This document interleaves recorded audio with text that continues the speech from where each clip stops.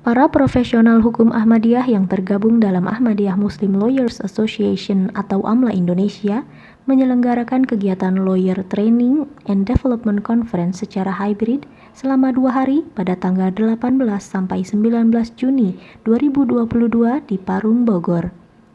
Pelatihan ini diikuti oleh 18 orang mahasiswa hukum Ahmadiyah dari seluruh Indonesia. Mereka belajar mengenai teknik menyusun surat lamaran kerja dan CV, simulasi interview bersama para profesional sarjana hukum Ahmadi, serta diskusi mentoring. Selain itu, mereka juga belajar simulasi pengadilan kasus perusakan Masjid Jemaat Ahmadiyah Indonesia yang diperankan oleh para mahasiswa dan diakhiri dengan sesi kuliah umum hukum Islam. Ketua Pelaksana sekaligus Ketua Umum Ahmadiyah Muslim Lawyers Association Indonesia, Fitria Sumarni menyampaikan bahwa tujuan pelatihan ini untuk memberikan pembekalan. Tujuannya memberikan pembekalan kepada mahasiswa dan juga pengembangan kapasitas dalam menyiapkan mereka untuk memasuki dunia kerja nantinya dan juga untuk menyiapkan mereka menjadi seorang ahli hukum Ahmadi yang bisa berkhidmat nantinya.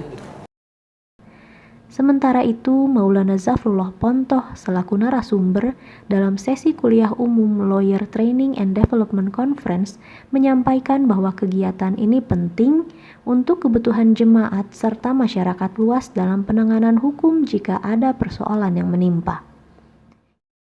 Acara ini tentu sangat baik ya, karena pelatihan seperti ini, pelatihan mengenai hukum ini sangat diperlukan oleh jemaat kita dan tentu juga diperlukan oleh masyarakat luas.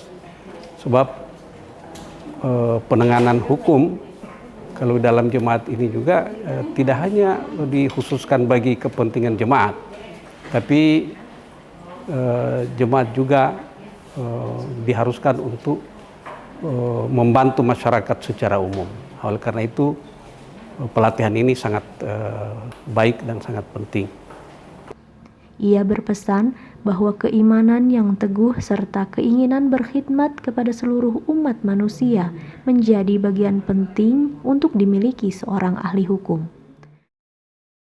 Pesan saya, karena masalah hukum ini masalah yang sangat penting, jadi saya kira yang harapan saya itu mudah-mudahan semua dapat mengambil faedah sebanyak-banyaknya, tetapi sebagaimana yang kita ketahui bahwa hukum itu tidak akan bisa dipraktekkan dengan baik jika hati kita tidak takut kepada Allah Subhanahu wa Ta'ala. Nah, oleh karena itu keimanan yang teguh pada Allah Subhanahu wa Ta'ala dan keinginan untuk berkhidmat kepada makhluknya, kepada umat manusia, itu menjadi bagian yang sangat penting di dalam kehidupan kita sebagai ahli hukum.